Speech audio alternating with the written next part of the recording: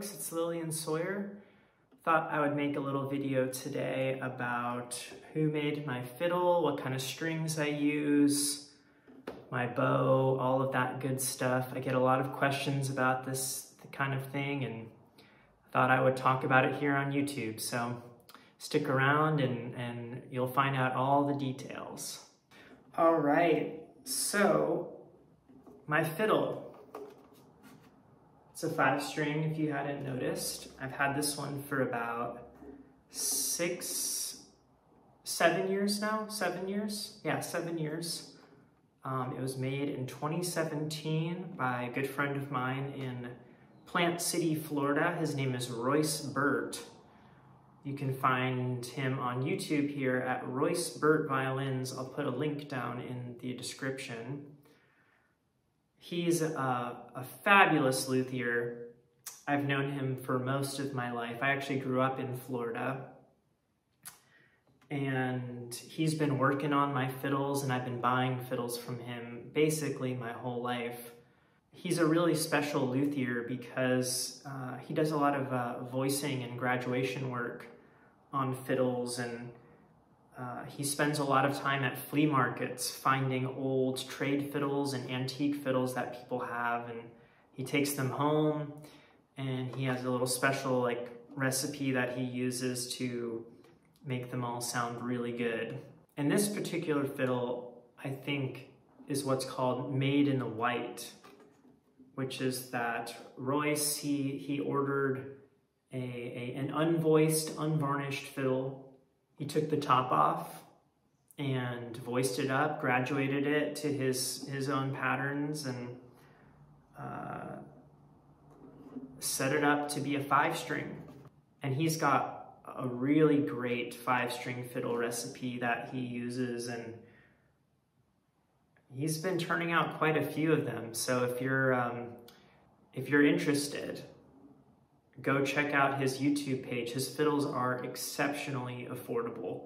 And I generally tell people you will not find a better fiddle for your money anywhere but with Royce. So check him out. This is, like I said, made in 2017. I've had it more or less since it was made. And I love this instrument so much. It really is just like a God tier instrument. I'm very fortunate. And as far as my strings go, I use super flexibles now. I've tried the whole gamut of strings. I've used helicords, I've used Diodario Kaplan Vivos, I've used Visions, Tomastic Visions, I've used Dominants, the whole kit and caboodle. I used helicords for many years. The helicord heavies specifically were my favorites. And then as I was playing more like Swedish folk music and old time music, for whatever reason, I was enjoying the Diodario Kaplan Vivos. And I think anywhere that I was not doing a lot of improvising, I was enjoying a richer string versus a faster responding string.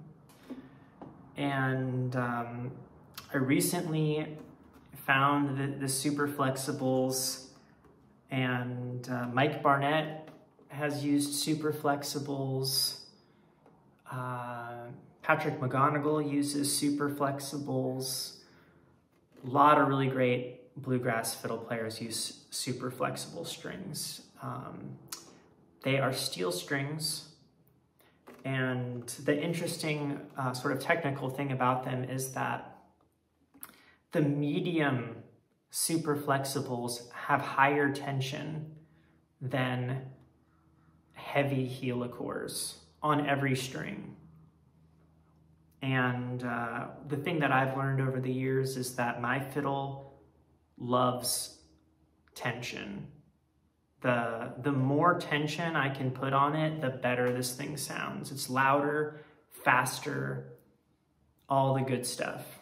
And so when I heard that the super flexibles were even higher tension than the heavy helicores, I was very excited. And I've been using them for a few months now, and I'm 100% sold on them. They're my new go-to. For my C string, I am using a heavy helicore C. They do not make a super flexible C string for violin,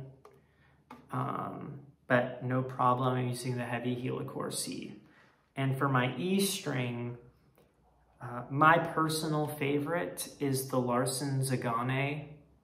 I order them on Amazon. I think you need to order a separate E string.